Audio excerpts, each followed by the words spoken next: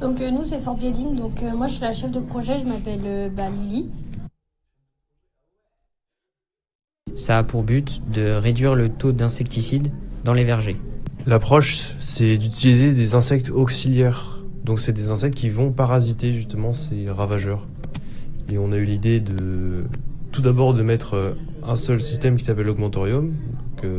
C'est un système de parasitage des nuisibles. Et on a aussi eu comme autre idée de faire un kit avec d'autres insectes auxiliaires qui n'ont pas forcément de rapport avec les ravageurs. Pour commencer, on a les résidences. Donc on va avoir les abeilles solitaires qui seront dans des osmies, donc qui n'ont pas besoin de reine, etc. et qui peuvent s'élever toutes seules.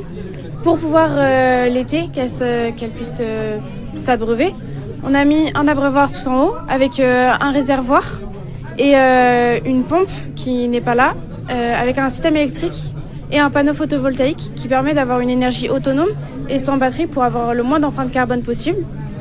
Donc le système électrique fait que la pompe va s'activer pendant un certain moment, puis se désactiver. Et grâce aux panneaux solaires, elles auront de l'eau que l'été parce qu'elles en ont besoin que l'été, finalement.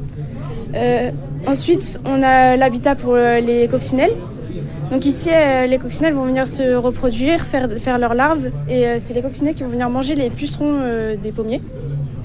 Ensuite, on a l'endroit avec les pommes de pin. C'est pour tous les autres auxiliaires qui peuvent manger les autres nuisibles.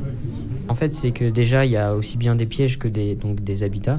Donc dans ces pièges, on va justement essayer soit de bloquer directement le parasite, soit justement d'aider ce nuisible justement à être piégé et à amener ses auxiliaires. Donc les auxiliaires, il y en a beaucoup. Il y a le Mastrus ridens qui est justement un parasiteur qui vient pondre à l'intérieur des chenilles du Carpocaps, qui s'appelle aussi le ver de la pomme.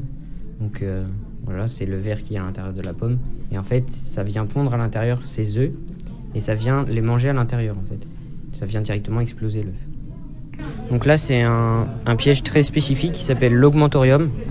Et en fait, c'est une double maille légèrement inclinée qui permet justement au Carpocaps de pouvoir s'introduire. Donc c'est un papillon de nuit qui vient s'introduire par le dessus, qui reste bloqué.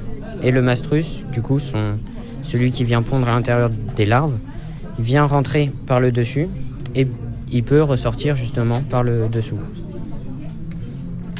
On a aussi un autre piège, donc c'est de l'adhésif. Donc ça sert pour les mouches de pommes, celles qui viennent justement boire donc le sucre, qui viennent prendre le sucre, donc avec des phéromones et de l'adhésif.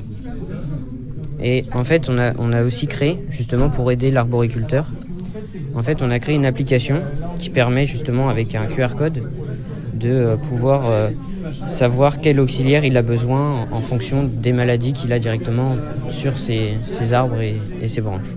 Donc avec chaque auxiliaire et ravageur qu'il a besoin.